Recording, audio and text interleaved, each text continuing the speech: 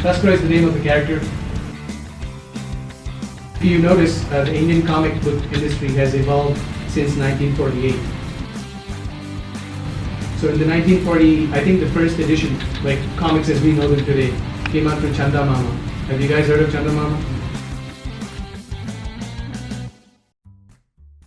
I think you're taking this way too easy, and it might mean that someday you could get hacked. So then there's something called the Central Cyber Control Room, and then they start getting messages from the process, and that's when eventually they find out that the hack has happened. And so the governor goes back to the raw agent, and he tells him, I need your help now. Please help me find out what happened and how did all of this happen. So, and so they go to the location where he was working to cover his identity. So he starts working at a very small firm, a software firm in India, to hide his identity. And a lot of people think that he's an idiot, and then he tries to portray this image that he's a dumb man and he doesn't know much about technology. But in the office, when everybody leaves, he's carefully working on his systems, and he's trying to create this platform for him to hack into systems. So the raw investigation agencies go to that company where this guy is working, and they try to get hold of one of Arjun Kumar's colleagues, and they find out, tell me how this guy is. And the guy tells him he was always this oddball, he would never gel in with us, and we never knew much about him, and his desk is full of magazines and gadgets, and he always worked on these weird things. He'd walk at night on the streets doing weird things with computers and gadgets, so nobody really knew who he was. So this colleague of Arjun named Arun tries to chase him down the alley one day and see what happened, and he chases him right into the streets to see what was going on, and that's when he gets warned by Arjun not to get into all of this. So that's how the story moves into different folds, and eventually what happens is the raw agent traces a lead to this company where Arjun is working. So Arjun leaves a lead for him.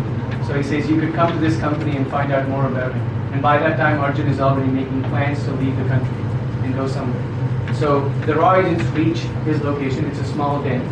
And then they try to go around looking for what could have possibly happened and who this guy is. The hacker uses a small setup of his. He's set up a bunch of panels, and he's trying to hack it from there. So the raw agents get into that, and they find out that this hacker is none other than Arjun Kumar. There are traces of this guy from IMF, and this is Arjun Kumar, the ex-IMF economist. The raw agent is actually telling guys, I know this guy. He was pretty popular back in the day. He holds an engineering degree from MIT, and he holds a PhD from Harvard, and he was trying to do something for the world. But what I don't understand is what is he doing in India, and why did he become a hacker? So you'd have to wait for the book 2's reading session to understand what exactly happened and what led to the changes, though I gave you the entire scope of it.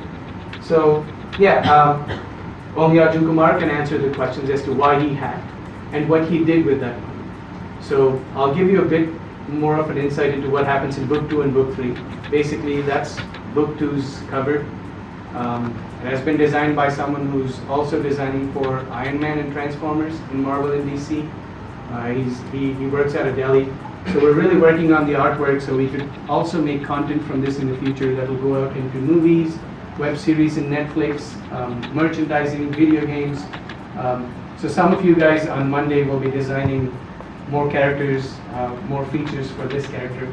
Make him more of, because what happens in the story, he goes to KGB, he tries to fight them in Russia, and he realizes that he doesn't have the physical power or the gadgets to help him fight some of the guys there. So in the process, he starts working on his gadgets, and he tries to become more of a superhuman, so he can start doing things that normal people can't. So what happens in second part of the story is you find out how he stole that money and what he did with that money. So there's a movie that's come out based on this story. So we've shown that he takes 10 lakh crores of rupees from the Reserve Bank of India. He gets onto something called the RTGS platform. Through that, he reaches out to demat accounts. These accounts are used to trade. People trade on these accounts. So forex markets. So he stores 10 rupees, 100 rupees into millions of accounts. So nobody notices it, and even his colleague Arun realizes that there's 100 rupees that's coming into his account every month. So they don't understand. So he does that, and from there he takes it to the international stock markets, and then he starts trading with that money. And it's called salami slicing. He comes to the money, and that's how he takes it out. And then eventually he goes and he meets his boss from the IMF, who helps him out of this whole process. And from there she tells him she's trying to train him to become someone that who would start something called the counter-economic hitman. So the economic hitmen and the banks are helping the poor countries with bad loans. This guy will step into that process and counter those processes and make them, like, you know, more, I would say, wealthier. So he would directly get into the system. So every time there's a news out there in the newspaper saying Brazil is trying to get some money from the World Bank, this guy would end up like stealing that money, give it to other people in Brazil who would benefit from that money. So that forms the crux of this entire reading session. I'm open to questions now, so if you have questions, please shoot them. And yeah, there's copies as well. There's copies of DVD for guys who might be interested in this. And if any of you have a flair for writing or designing things or making an art, you know, work out of this, feel free to drop by on Monday and give this character, like, you know, as much as you can. Somewhere in Africa, how can he work on the wings? You know, or if he needs night vision, how does he do that? So this is the transformation of this hacker, this vigilante hacker. He's becoming a superhero now. So as we try to do this with writers, we're also involving people who are the readers to come up with their own vision of what this character could do. So that would be it. And I didn't want to make it a traditional reading session where I'm reading from the book and you guys are listening. Instead, I thought I will give you a background about what this character is. So I'm sure now you will have much better understanding of what this character is. And, you know, you could pick up a comic and read it for yourself. What kind of comics do you guys read? Raj comics. Raj comics? Who said Raj? So Super Commander Dhruv or Nagraj? Doga? I think Doga might get its own movie sometime in the future in Bollywood. Yeah, Doga. They're saying Doga might. Heavily influenced by Marvel in DC. If you see the artwork and everything, it's very similar to what Marvel in DC does. If you notice, the Indian comic book industry has evolved since 1948. So in the 1940, I think the first edition, like comics as we know them today, came out through Chanda Mama. Have you guys heard of Chanda Mama? It's been published in a lot of languages. In the 1940s, you've got editions that are out there in the market. And then came the second generation when you had Pran doing your Chacha Chowdhury's and, you know, and all those kinds of things.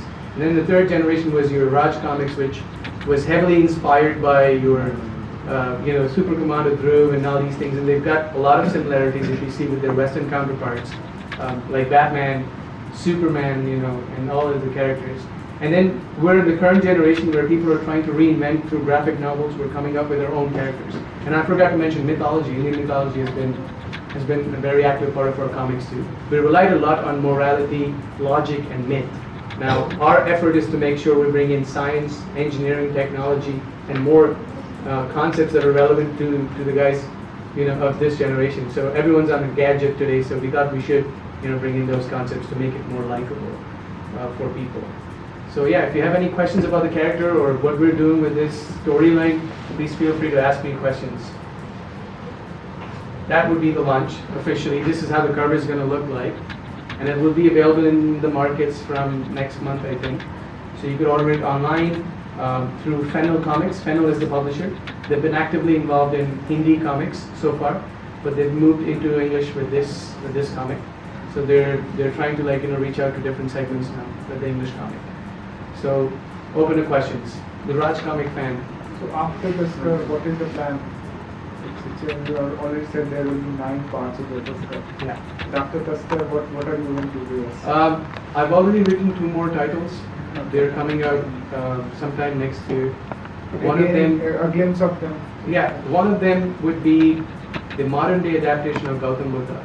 Okay. So Buddha born after 2,500 years, and it relies heavily on genetic engineering. Okay. And only one man's genetic profile, DNA profile, matches with that of Buddha, and this is that man. And how does he live in today's world? What happened to him? How did he change the world? Did he become Buddha, or did he do something as big as Buddha did? Is the crux of the story. So that's what we're doing next. Going into different countries, TASKARA in China. TASKARA is the name of the character. I think I forgot to tell you guys that. So the name of the character is TASKARA. Taskara in Sanskrit, I think, means thief or robber, and it was a unique name. Nobody had it, so we thought we'll use it. And in the movie, if you see, that's the name of the operation that the raw agent gives. Raw agent Firoz is the guy who's researching on this hacker, and he names that operation Taskara. And the hacker finds that out, and he makes it his name. He makes it his alias. So it's a cat and mouse game in the movie. The raw agent is smarter than this guy. He reaches, he's leaving a clue for this guy. He goes, and eventually the raw agent tells him, I think you're a qualified man. You could help this country, do something which is useful for this country.